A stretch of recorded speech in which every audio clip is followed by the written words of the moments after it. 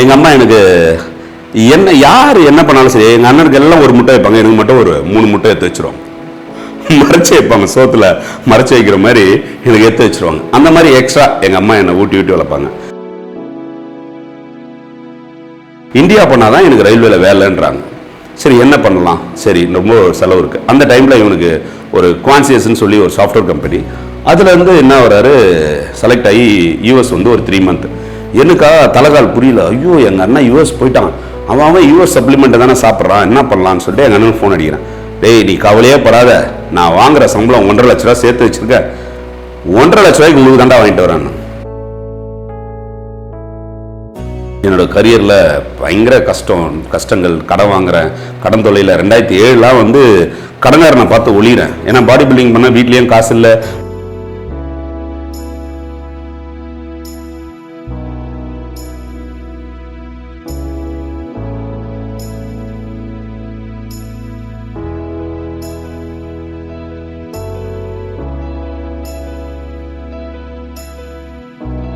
எங்கள் அம்மாவுக்கு வந்து எல்லாமே எனக்கு கற்றுக் கொடுத்த வேதம் எல்லாமே பாசம் மட்டும்தான்.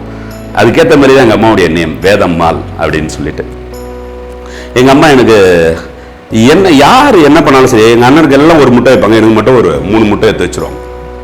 மறைச்சி வைப்பாங்க, சோத்துல மறைச்சி வைக்கிற மாதிரி எனக்கு எடுத்து வச்சிருவாங்க. அந்த மாதிரி எக்ஸ்ட்ரா எங்கள் அம்மா என்னை ஊட்டி ஊட்டி வளர்ப்பாங்க. இதுக்கப்புறம் பார்த்தீங்கன்னா என்னை பொத்தி வளர்ச்ச பார்த்தீங்கன்னா எங்கள் அக்கா ஷர்மிளா, அம்முன்னு கூப்பிடுவோம் செல்லம்மா. அது வந்து என்னோட சின்ன தாயின்னு சொல்லுவேன். அவ்வளோ டேக் கேர் பண்ணி என்னை வந்து பாடி பில்டிங் பண்ணும்போது கரெக்ட் டைம் அந்த டயட் ஃபுட் செய்யறதுலேருந்து எல்லாமே. என் தங்கச்சி பார்த்தீங்கன்னா எங்கள் அப்பா கொடுக்குற காசெல்லாம் சேர்த்து வச்சு, உமா மகேஸ்வரி அந்த அம்மா பேர், அவங்க பார்த்தீங்கன்னா கொடுக்குற காசெல்லாம் சேர்த்து வச்சு 500 ரூபா இருக்குது, அதாவது 10 ரூபா 20 ரூபா கொடுத்தாலே பெரிய விஷயம். அப்போலாம் அதை சேர்த்து வச்சு என் தங்கச்சி எனக்கு காசு கொடுக்கும். இன்னொரு அண்ணன் ரஞ்சித்துன்னு சொல்லிட்டு, அவன் பார்த்தீங்கன்னா எனக்கு பயங்கரமான சப்போர்ட். BME அவர் நல்ல பயங்கரமான பிரெயினி படிக்கிறதுல. யூஎஸ் போகும்போதோ அங்கேருந்து வராரு, அதாவது யூஎஸ்லேருந்து ஒரு 3 மாதம் இருந்துட்டு இங்கே ஒரு சாஃப்ட்வேர் கம்பெனியில் வேலை பார்க்குறாரு. நான் சொல்கிறது வந்து பாடி பில்டிங் யூனிவர்சிட்டிலாம் வின் பண்ணி, தமிழ்நாடுலாம் வின் பண்ணி, அதுக்கப்புறம் ஒரு இந்தியா ஸ்டேஜ் வரேன். 2003 மிஸ் இந்தியா போகிறேன். தமிழ்நாடுலாம் வின் பண்ணிட்டேன். தமிழ்நாடு 2000 சவுத் இந்தியா வின் பண்ணுறேன். எல்லாம் வின் பண்ணிகிட்டே வரும்போது இந்தியாவுக்கு வந்து பயங்கர செலவு பண்ணணும். இந்தியா பண்ணால் தான் எனக்கு ரயில்வேல வேலைன்றாங்க. சரி என்ன பண்ணலாம், சரி ரொம்ப செலவு இருக்குது. அந்த டைமில் இவனுக்கு ஒரு குவான்சியஸ்ன்னு சொல்லி ஒரு சாஃப்ட்வேர் கம்பெனி, அதுலேருந்து என்ன வராரு, செலக்ட் ஆகி யூஎஸ் வந்து ஒரு 3 மந்த். எனக்கா தலைகால் புரியல. ஐயோ எங்கள் அண்ணன் யூஎஸ் போயிட்டான், அவன் யூஎஸ் சப்ளிமெண்ட்டை தானே சாப்பிட்றான், என்ன பண்ணலான்னு சொல்லிட்டு எங்கள் அண்ணனுக்கு ஃபோன் அடிக்கிறேன். டேய் நீ கவலையே படாத, நான் வாங்குற சம்பளம் 1.5 லட்ச ரூபா சேர்த்து வச்சிருக்கேன், 1.5 லட்ச ரூபாய்க்கு உங்களுக்கு தாண்டா வாங்கிட்டு வரேன். எனக்கு அழகாக வரும். சரி நம்ம என்ன பண்ண ஆனந்த் சந்தோஷத்தில் நடா நம்ம அண்ணனுக்கு எப்படி பண்ணுறான். அவன் ரஞ்சித் சொல்கிறான், இல்லை சிவா நீ கவலையே படாதா, உனக்கு என்னென்ன வேணும் லிஸ்ட்டு மட்டும் கொடுறான்னா. லிஸ்ட்டு கொடுக்குறான். அவன் லக்கேஜ் ஃபுல்லாக அவனோட துணியை கூட விட்டு வந்துட்டான், எனக்கு மட்டும் தான் சப்ளிமெண்ட் எடுத்துகிட்டு வந்து கொடுக்குறான். போகிறேன். 2003 பிரான்ஸ் மெடல் பண்ணுறேன் இந்தியா. ஓகே, அச்சீவ்மெண்ட், பெரிய அச்சீவ்மெண்ட். சரி அந்த டைமில் ஒரு வருஷத்துக்கு முன்னாடி அப்பா ரிட்டையர்ட் ஆகிட்டு, எங்கள் அப்பா பேர் கிருஷ்ணன், அவர் வந்து ரிட்டையர்ட் ஆகிட்டு காசு கொடுக்குறாரு. அப்போ வந்து 3.5 lakhs அவருக்கு காசு வருது. அப்போ என்ன பண்ணுறேன், எனக்கு வேலை கிடைக்கல, ஆர்மிக்கு போகிறேன். ஆர்மி போயிட்டு ஒரு 15 நாள் இருக்க MEG ஆர்மியில் சவுத் இந்தியா வின் பண்ண உடனே 2000 வின் பண்ணுறேன். போயிட்டு ஆர்மியில் இருக்கிறேன். ஆர்மியில் இருக்கிறோன்னே எங்கள் பெரிய அண்ணன் குமரேசனை கால் பண்ணுறேன். டே என்னடா எப்படிடா இருக்குது, உனக்கு பரவாயில்லையடா? இல்லைண்ணா ரொம்ப கஷ்டமாக இருக்கு, நான் ஆர்மியில் எப்படி தான் இருக்காங்கன்னு தெரியல. ஏன்னா நான் வந்து பேசிக்கலி வந்து ஜாலியாக ரொம்ப வாழ்த்தனம் பண்ணிகிட்டே இருப்பேன், அட்டாச்சிட்டே இருப்பேன். ஃப்ரெண்ட்ஸுக்கு எல்லாமே என்னால் இருக்கவே முடியாது. அப்படி ஒரு சூழ்நிலை. ஜாலியாக இருந்துட்டு அங்கே போனவொடனே எனக்கு மைண்டெல்லாம் டைலாமா, ஐயோ என்ன இது, இவங்க என்ன உள்ளே 4 செவத்துக்குள்ளேயே உட்காந்துருக்காங்க எப்படின்னே தெரியாது. காமராஜெலாம் அங்கே தான் இருந்தாப்புல. காமராஜெலாம் அவள்தார், எனக்கு டைரெக்ட் அவள்தாரே கொடுக்குறேன்றாங்க. ஐயோ அவள்தார்னா இந்த கிரேட் ஏதோ சம்திங் எனக்கு தெரியல அதை பற்றி. சரி என்னடா பண்ணலாம் அப்படின்னு சொல்லிட்டு நான் யோசிக்கிறேன். MEGயில் சரின்னு சொல்லிட்டு, சார் நான் சர்டிஃபிகேட் மட்டும் எடுத்துகிட்டு வந்துடுறேன்னு சொல்லிட்டு எஸ்கேப் ஆகிட்டேன். வீட்டுக்கு வந்தோடனே எங்கள் அப்பா, என்னடா ஆர்மிக்கு போனேன் அப்படின்னு. இல்லைப்பா சரிடா உனக்கு என்ன பண்ணணும், இப்போ ஜிம் வச்சு கொடுத்தா நல்லா பார்த்துப்பேன்ப்பா நான் அப்படின்னு. எங்கள் அண்ணெல்லாம் சொல்கிறாங்க, அப்பா நீ ரிட்டையர்மெண்ட் ஆனால் எவ்வளோ வரும் காசுன்னாரு. எங்கள் பெரிய அண்ணா எல்லாரும் சேர்ந்து குடும்பமே உட்காந்து பேசுது எனக்காக. என்ன எவ்வளோப்பா வரும்? ஒரு 3 லட்ச ரூபா வரும்டா. ஃபஸ்ட்டு ஒரு 2 லட்ச ரூபா கொடுப்பாங்க, அதுக்கப்புறம் நிறுத்தி கொடுப்பாங்கடா பேமெண்ட்டு. சரி மொத்தமாக சேர்த்து தம்பிக்கே கொடுத்துருங்க, தம்பிக்கு ஜிம் வச்சு தரேன் அப்படின்ட்டாங்க. ஃபஸ்ட்டு என் கரியர் ஸ்டார்ட் ஆகுது. வேர்ல்டு ஜிம்முன்னு சொல்லிட்டு பெரம்பூரில் ஓப்பன் பண்ணுறேன். ஓப்பன் பண்ண உடனேயும் எங்கள் அப்பா என்ன பண்ணுறாருன்னா எல்லா காசையும் ஜிம்மில் போட்டார். அப்போ ஜிம்மில் போட்ட உடனே இருக்கிற காசு எல்லாமே அவர் கையில் எல்லாமே போச்சு. பென்ஷன் தான் வரும், பென்ஷன் ஒரு 7,000 8,000 வரும், அவ்வளோதான். இப்போ இருக்கிற காசெல்லாம் அதில் போட்டார். போட்ட உடனே வீட்டு வாடகை கட்டணும். சொந்த வீடு கிடையாது, இன்ன வரையிலும் சொந்த வீடே கிடையாது. இதை நான் தெரியப்படுத்திக்கிறேன். எல்லாரும் பயங்கரமாக செலிபிரிட்டி ட்ரைனர் அப்படின்லாம் நினைக்காதீங்க. நல்ல பேர் எடுத்திருக்கேன். பாடி பில்டிங்கில் பாடி பில்டர்ஸ் என்ன மாதிரி இருக்க பாடி பில்டர்ஸ் எல்லாருமே நல்ல பேர் எடுப்பாங்க. ஆனால் இது பின்னாடி ஒரு ஸ்டோரி இருக்குது. நான் அதை அதுக்கப்புறம் சொல்கிறேன். என் ஸ்டோரியை ஃபஸ்ட்டு சொல்லிடுறேன், அதுக்கப்புறம் சொல்கிறேன். வாடகை கட்ட முடியாது. அப்போ அந்த வாடகை கட்டணும் 5,000 வந்து வீட்டுக்கு கட்டணும் வாடகை. மீதி என்ன வச்சு என்ன சாப்பிட முடியும் இத்தனை பேருக்கு? அப்போது அப்பா ஜிம்மு போடும்போதே சொல்லிட்டாங்க ஒரு கண்டிஷன் என்னன்னா, டெய்லி 100 ரூபா நீ கொடுத்தே ஆகணும் சமையலுக்கு.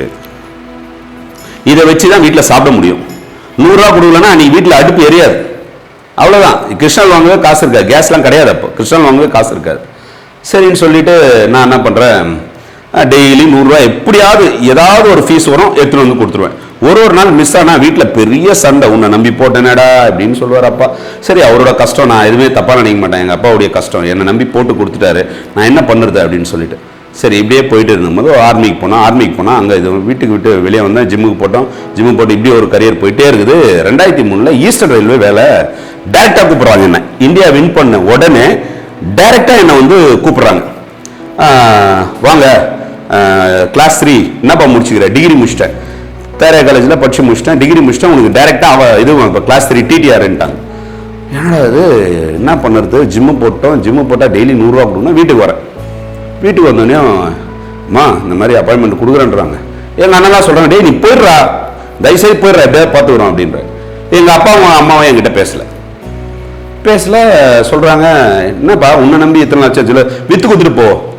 ஏன்னா அவங்களுக்கு பயம், டெய்லி காசு தராமல் பிள்ளைங்களுக்கு சாப்பாடு போட முடியாமல் ஆகிடுமோ.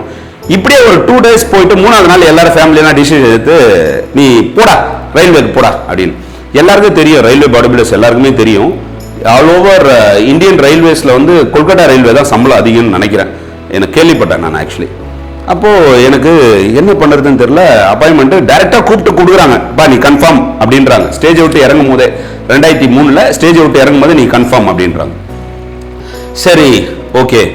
3ஆவது நாள் கழிச்சு ஸ்போர்ட்ஸ் ஆஃபீஸர் கால் பண்ணுறேன். இல்லை தம்பி உங்கள் வெயிட்டில் 4th பண்ணாங்களா, அவங்களுக்கு அந்த அப்பாயின்மெண்ட் கொடுத்துட்டாங்க, இமீடியட்டாக ஆள் தேவைப்படுது, அதனால் டக்குன்னு எடுத்துட்டாங்கப்பா, நீ வேற எங்கன்னா ட்ரை பண்ணு. உக்காந்த ஒன்று கத்தி அழுகுறேன். என் லைஃபை போயிடுச்சு, என்னடா இது நம்ம லைஃபு, ரயில்வே அப்பாயின்மெண்ட்டு இத்தனை முறை தமிழ்நாடு அடித்தோம், சவுத் இந்தியா அடித்தோம், இந்தியா அடித்தோம், வேலை போச்சுன்னு சொல்லிட்டு அதுக்கப்புறம் சரி இன்னொரு ஸ்போர்ட்ஸ் ஆஃபீஸர் மூலயமா ரயில்வேல ட்ரை பண்ண ஆரம்பிக்கிறேன். பண்ணுறேன் 2004 மெடல் பண்ணுறேன், 2005 பண்ணுறேன், 2006 பண்ணுறேன், மெடல் பண்ணுறேன், 2007 பண்ணுறேன். பாடி பில்டிங்கில் பாலிடிக்ஸு அப்படின்றாங்க. ஈவன் ஜிம் பையன் ஃபஸ்ட்டு கொடுப்பாங்க, நான் எனக்கு செகண்ட் கொடுப்பாங்க. இப்படியே டைலமா ஆகிட்டே இருக்குது. ஸ்போர்ட்ஸ் செக்ஷன் போனால் அங்கே வேறு மாதிரி ப்ராப்ளம், மணி இது குத்தாதான் வேலை, மணி கொடு, என்ன இந்தியா வின் பண்ண அதில் 3 லட்சம் கேட்குறேன். 3 லட்சம் என்னால் வந்து டெய்லி ஒரு 100 ரூபா கொடுத்தா சாப்பாடுன்ற போது என்னால் 3 லட்சம் எங்கேருந்து கொடுக்க முடியும்? அப்படியே உட்காடுற daily railway office, southern railway office வெளியே ஸ்போர்ட்ஸ் ஆஃபீஸ் செக்ஷனில் நான் உட்காந்துருக்கேன். இது இன்டர்வியூ பார்க்குற ஸ்போர்ட்ஸ் ஆஃபீஸர் அவர் நல்லா இருந்தாருன்னா அவருக்கு தெரியும். நான் உட்காந்துருக்கேன் எத்தனை மாதம்னா 2-3 மாதம் உட்காந்துருக்கேன். அந்த இடத்துல போய் உட்காந்துருக்கேன் ஸ்போர்ட்ஸ் ட்ரைக்கர். அப்புறம் டக்குன்னு ஐசிஎஃப் ட்ரையலும் வந்து ஐசிஎஃப் ட்ரையல் பண்ணுற டிஸ்குவாலிஃபைடுன்றாங்க. அது ஒரு சில பல பாலிடிக்ஸ் எல்லாம் இப்படியே போயிட்டுருக்கு. போயிட்டு இருந்தவொடனே தான் என்னோடய கரியரில் பயங்கர கஷ்டங்கள், கடன் வாங்குகிறேன், கடன் தொழிலில் 2007 வந்து கடன்காரனை பார்த்து ஒளிகிறேன். ஏன்னா பாடி பில்டிங் பண்ணால் வீட்லேயும் காசு இல்லை, வாடகை கட்டணும், ஜிம்மு வாடகை வந்து ஒரு 30,000 ரூபா கட்டணும், ஒரு பிரான்ச் போட்டு அவ்வளோ கஷ்டப்படுறேன். அப்படியே போயிட்டே இருக்கும்போது தான் எனக்குள்ள ஒரு வெறி, என்ன பண்ணலாம் அப்படின்னு சொல்லிட்டு ஃபிட்னஸ் கோர்ஸ்லாம் அப்போ முடிக்கவே இல்லை. சரி நடிக்க ட்ரை பண்ணலாம் அப்படின்னு சொல்லிட்டு தான் என்னோடய கரியரை ஃபஸ்ட்டு அடி எடுத்து வைக்கிறேன். 2007 பருத்தி வீரன் ட்ரை பண்ணுறேன். அமீர் சார் பார்க்குறாரு, பார்த்துட்டு ஓகே செலக்ட் பண்ணுறாரு. மதுரையில் ஒரு 3 நாள் இருக்கிறேன், தேனியில் 3 நாள் ஷூட்டிங் போயிட்டு வெயிட் பண்ணுறோம். அவருக்கு வந்து அந்த கிளைமேட் வந்து ஏதோ சரியில்லை அப்படின்னு சொல்லிட்டு ஷூட்டிங்கை ஸ்டாப் பண்ணுறாரு. ஸ்டாப் பண்ண உடனே திரும்பி நான் என்ன பண்ணுறேன், அதுலேருந்து அப்போது ஒரு ஃபோன் வருது எனக்கு. சூரியகரன் சொல்லிட்டு தெலுங்கில் ஒரு டைரக்டர், எல்லாரும் தெரிஞ்ச அவர் தான் எனக்கு மிகப்பெரிய வாய்ப்பு கொடுத்த ஒரு டைரக்டரு. சூரியகரன் சொல்லிட்டு சத்தியம்னு ஒரு படம் தெலுங்குல பெரிய ஹிட். அவர் என்ன சொல்றாரு, பிரம்மாஸ்திரம்னு சொல்லிட்டு ஒரு படம், ஜெகபதி பாபு அவர் கூட ஒரு ஃபைட் இருக்குடா, நீ வந்துடுறான்னு சொல்றாரு. ஃபர்ஸ்ட் ஃப்ளைட்டில் ஏறுறேன். அப்போ தான் நான் ஃபர்ஸ்ட் 2007 ஃப்ளைட்டில் ஏறிட்டு போகிறேன், ஹைதராபாத்தில் போகிறேன். நல்ல பெரிய ஷர்ட்டெல்லாம் போட்டு சோலோ ஃபைட் எனக்கு அவருக்கும் பண்ணுறாங்க. விஜயன் மாஸ்டர்னு சொல்லிட்டு ஃபைட் மாஸ்டர் பண்ணோடனே, தம்பி நீ பாடி பில்டராக இருக்க, உனக்கு கிக்ஸு இதெல்லாம் வருமானார். அவருக்கு தெரியாது நான் பிளாக் பெல்ட்டுன்னு சொல்லிட்டு. அதுக்கப்புறம் பார்த்தீங்கன்னா அந்த ஃபைட்டை பார்த்தா தெரியும் நான் கிக்ஸ் எல்லாம் பண்ணியிருப்பேன். சும்மா பிரம்மாஸ்திரம் போட்டிங்கனாலே வந்துடும். ஃபைட்டு கிளைமேக்ஸ் ஃபைட்லேயும் பயங்கரமாக பண்ணியிருப்பேன். சோலோ ஃபைட்டில் ஹீரோ அடிச்சு போயிட்டுருப்பேன் ஜெகபதி பாபா. அவர் அந்த ஃபைட்டில் வந்து பார்த்தீங்கன்னா விஜயன் மாஸ்டர் கால்லாம் தூக்குனேன், அப்புறம் கிக்கெல்லாம் நீ நல்லா பண்ணுறியே அப்படின்னார். சார் இப்போ பிளாக் பெல்ட் மாஸ்டர் நான். அப்படியா, சூப்பர், உடம்பு வச்சுருவங்களாம் கிக் பண்ண மாட்டாங்க இப்போல்லாம். இல்லை மாஸ்டர், இப்போல்லாம் ஃப்ளெக்சிபிளாக பயங்கரமாக பண்ணுறாங்க, நீங்கள் நினைக்கிற மாதிரி சாதாரணமாக கிடையாது, நிறைய இருக்குது. அப்புறம் அது முடிச்சு அதுக்கப்புறம் ரொம்ப இன்ட்ரெஸ்ட் ஆகிட்டேன், என்ன பண்ணலாம், சரி சினிமா வந்து பரவாயில்லையே. அப்போ எனக்கு பேமெண்ட் வந்து ஒரு 10,000 வாங்கி தந்தானே, பெரிய காசு 10,000. பரவாயில்ல, சினிமாவில் காசெல்லாம் வருது, பரவாயில்ல சரின்னு சொல்லிட்டு ஃபோட்டோ ஷூட்லாம் பண்ணி ஃபோட்டோ கொடுத்து ஃபஸ்ட்டு என்னோடய ஃபிட்னஸோட கடவுள் நான் எல்லா இன்டர்வியூலையும் சொல்லுவேன். அர்ஜுன் சார் எடுத்துகிட்டு போயிட்டு ஃபோட்டோவை கொடுக்குறேன். துரைன்ற படம் ஃபஸ்ட்டு கொடுக்குறேன். கொடுத்த உடனே சாரு ஃபோட்டோவை பார்த்துட்டு இந்த பையனை வர சொல்லுங்கன்னு சொல்லி ஃபைட் சீக்வன்ஸ். அப்போ ஃபைட் சீக்வன்ஸ் எடுக்கும் போதோ எல்லாருக்கு பின்னாடியும் நான் மறைஞ்சு நின்றுட்டுருக்கேன். பின்னாடி நிற்க வச்சுட்டாங்க ஃபைட் மாஸ்டருங்க, நம்மளை பின்னாடி நிற்க வச்சுட்டாங்க. நிற்க வச்சுன்னா அப்போது சார் தான் என்ன பண்ணுறாரு, யார் அந்த பையன் மட்டும் உடம்பு நல்லா இருக்குது இங்கே வாடா அப்படின்னு சொல்லி கூப்பிட்டு ஸ்டார்ட் பண்ணும்போது தான் அவர் இன்ட்ரெஸ்ட்டாக கேட்டார், என்னப்பா பண்ணிக்கிற, உடம்பு நல்லா வச்சுருக்க, என்ன பண்ணியிருக்க அப்படின்னு. சார் மேலே ஃபிட்னஸ் ட்ரைனர் சார், நான் ஜிம்மெல்லாம் வச்சுருக்கேன். அப்படியா, எனக்கு ட்ரெயின் பண்ணுவியா, 2 மாதம் உனக்கு டைம் தரேன், என்னை கண்டி ரெடி பண்ணிட்டேன்னு வச்சுக்கோ, பர்மனெண்ட்டாக உன்னை வந்து என் கூட வச்சுக்கிறேன் அப்படின்னார். ஐயோ என்னடா அது, ஐயோ கடவுளே, அர்ஜுன் சார் நம்மளை கூப்பிட்றாரு ட்ரைனராக, என்ன பண்ணலாம் அப்படின்னு சொல்லிட்டு அதுக்கப்புறம் தான் என்னோடய ஃபிட்னஸ் கோர்ஸ் எல்லாமே ஈஸாக இந்த கோர்ஸ்லாம் படிக்க ஆரம்பித்து அப்படியே ஸ்டார்ட் ஆகி, இதுக்கு முதல் காரணமே என்னோட அர்ஜுன் சார் தான். அவர் இல்லைன்னா நான் ஃபிட்னஸ் ஃபீல்டுலேயே நான் உள்ளே நுழைஞ்சே இருக்க மாட்டேன். இது உண்மையான விஷயம்.